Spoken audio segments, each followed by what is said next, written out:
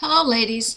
For many of us, just getting started in the morning can be a problem, and that's one reason why so many women like to have a little notebook where they write down some of the things that they would like to see happen that day. And once you start writing down the things you have to do, pretty soon the things you want to do are more accessible.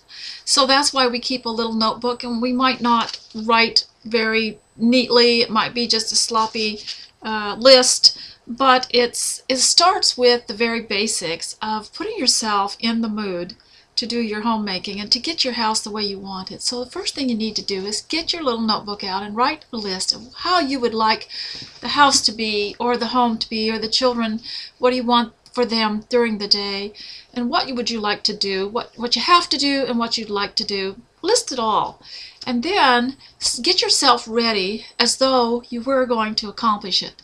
And for many women, this will mean that they will have to get a shower, put on if they wear makeup, put on makeup, fix their hair, put a little perfume on, dress up as best you can for the home. One of the reasons that this blog shows cotton clothing is it's so wearable for the home, and you can wear it out, and it's comfortable, and you don't have to worry about ruining it. It's very durable.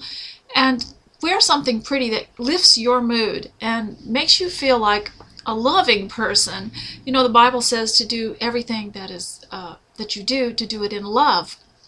If you wake up in the morning and you grit your teeth and you hate the task that's before you, you're not going to be able to do it in love. And there's a big difference between someone who does. There's a big difference in the result of a task done with feeling and with love than a task done just because it has to be done. You can tell this with your own children, how their attitude and their mood affects their work. And so get your little notebook out and list as many things as you'd like, and begin your day with a good appearance, as though you were going to do the most special job in the world. Get a shower. If you wear makeup, put makeup on, get dressed. This is one of the reasons this blog provides pictures of cotton clothing, because they're so cheerful, and wearing something like this is like having a fresh bouquet of flowers in your house, and you get to see it and enjoy it, and it never fades. The flowers don't die, so you'll have it around for a while if you have something pretty to wear. And that helps set your mood for the home. Put a little perfume on, and have in mind the memories that you're making for your family.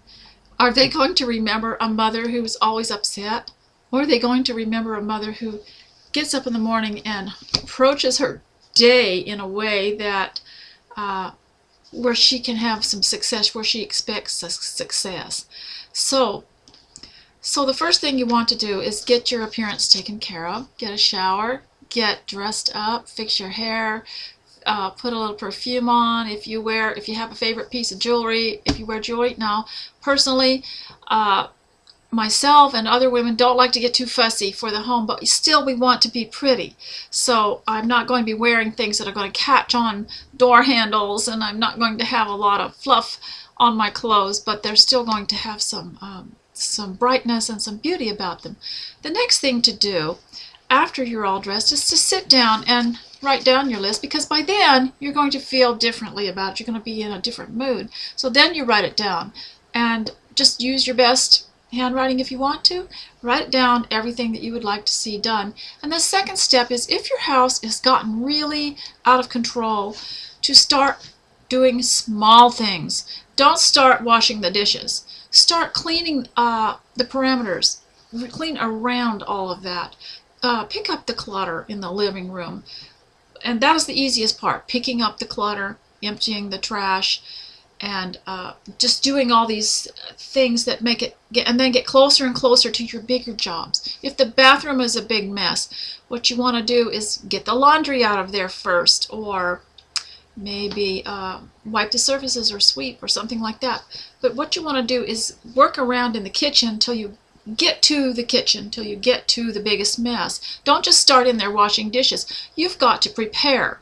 You've got to clean off all the tables. You've got to arrange the dishes so that they're put in the dishwasher a certain way, and you've got to rinse. If you wash by hand, they have to be stacked a certain way. But you don't just start filling up the sink and sticking dishes in there and washing them until you have a system going, until you have some kind of things stacked up to where the glasses are first, and then the plates, and then the pots and pans.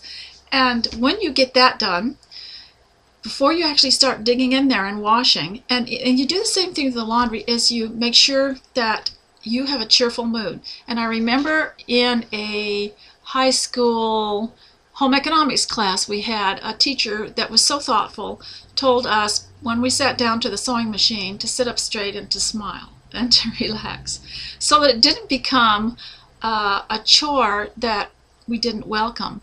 And most of the girls that graduated from that class loved to sew. So if you want your children to love the home and love the housework, then you have got to be happy about what you do. And so now let's get back to getting around to the bigger job. Do the little jobs first.